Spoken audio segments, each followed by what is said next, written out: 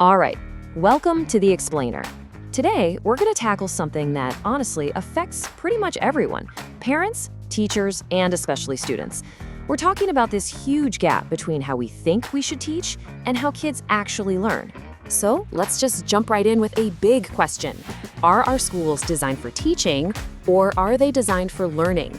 And yeah, you might think those are the same thing, but are they really? Posing the question this way, well, it forces you to look at the entire education system in a completely new light.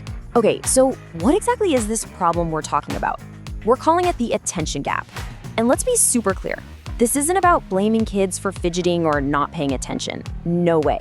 It's about getting past this really old school idea that a kid is only learning if they're sitting perfectly still and totally silent. So if sitting still isn't the goal, what is? Well, it's something we can call true engagement. And what does that mean? It's when a kid is genuinely curious, when they're actively participating and really connecting with what they're learning. It's that spark, you know? And this is where you can really see the disconnect. On one hand, you've got the school system, and its focus is all about, did we finish the curriculum? What were the test scores?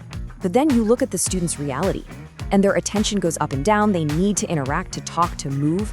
That clash, that is the attention gap right there. Okay, so how do we fix this? How do we bridge that gap? Well, first, we've got to understand where it comes from.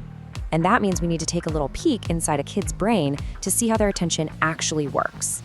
Here's the thing you have to get. Kids are not little robots designed to just sit and absorb information. Their brains are literally wired for action. They're built to explore, to move around, and to ask why 1,000,000 times. So when we ask them to just sit quietly for hours, we're basically fighting against their own biology. You know, a child's focus isn't just an on or off switch. It's so much more complicated than that. It's this whole mix of things. Like, think about it. Are they even interested in what's being taught? Is the teaching style, grabbing them? What about the room itself? And this one's huge. Do they feel safe enough to actually try something and maybe get it wrong? All of these things matter a lot. All right, let's change gears for a second and look at this from the perspective of the people on the front lines, the ones dealing with this every single day, the teachers.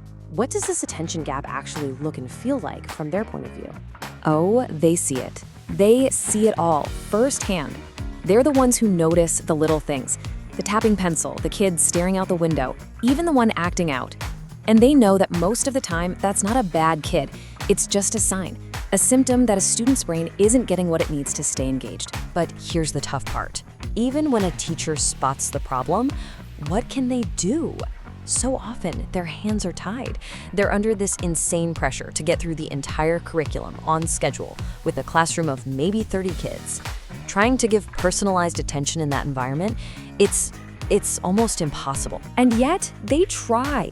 The best teachers are already doing amazing things to fight this. They're creating interactive lessons, getting kids to work in groups, breaking out the hands-on activities, anything to make learning active. But let's be real. A lot of the time, it feels like they're just finding clever workarounds. They're hacking a system that wasn't really built for that kind of teaching in the first place. So, okay, we've defined the problem, we see the challenges. So what's the answer? Where do we go from here? Let's talk about some real, actionable steps we could take to build a better classroom. It really comes down to 4 big shifts. First, we've got to move away from just lecturing at kids and toward more active, project-based stuff. Second, we need to train teachers not just in what to teach, but in the psychology of how kids actually learn. That's a game changer. That knowledge lets them create lessons with lots of different shorter activities that work with a kid's natural attention span. And finally, using technology thoughtfully, not as a digital babysitter, but as a real tool to get kids engaged. And we need to be really, really clear about why this matters so much. This is about way more than just bumping up some test scores. When we focus on real engagement, we're building the foundation for everything else. We're nurturing that curiosity, that confidence, that passion for learning that can stick with a person for their entire life. At the end of the day, it comes down to this. We have to stop thinking of attention as some kind of skill that we can force or discipline into a kid. It's not. It's a rhythm, something to be understood and then nurtured. Just that one little shift in how we see it, that changes everything. So I'll leave you with this final thought. This isn't about tearing down the entire school system.